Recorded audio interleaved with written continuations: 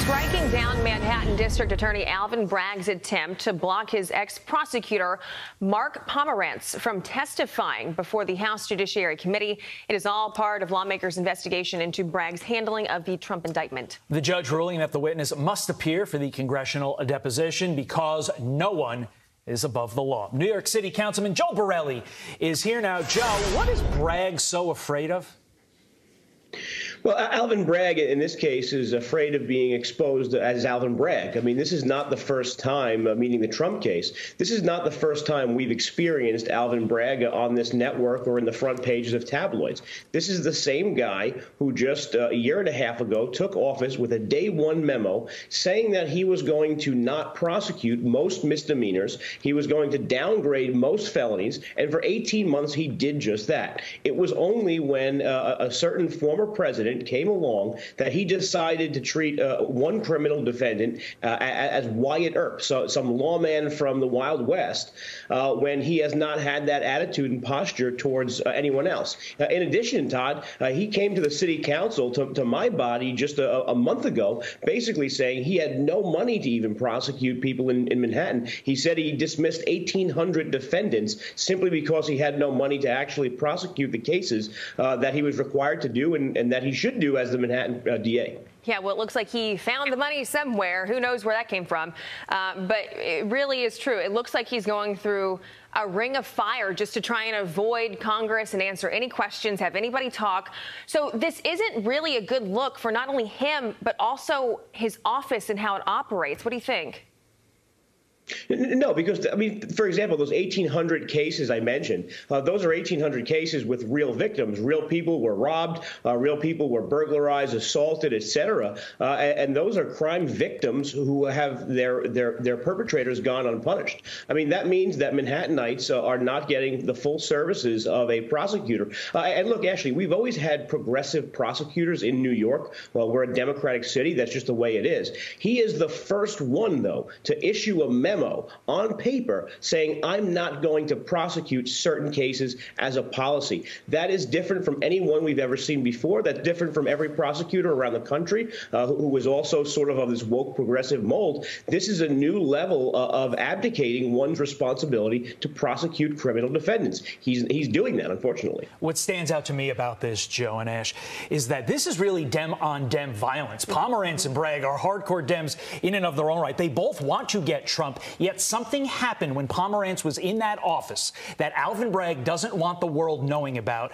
And that's all the more reason we really do need to hear about it. And, Joe, speaking of Dem-on-Dem violence, New York City Mayor Eric Adams taking another shot at President Biden over the migrant crisis in the Big Apple, saying, quote, the president and the White House have failed New York City. What do you make of that comment?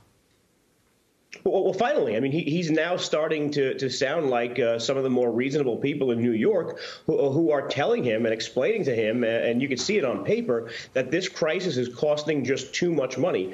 We have, again, progressive laws like the right to shelter, which never were meant to turn us into the world's refugee center. We're spending $4 million a day. Todd, that's more money than we spend on our entire sanitation department, cleaning up every bit of garbage in the entire city.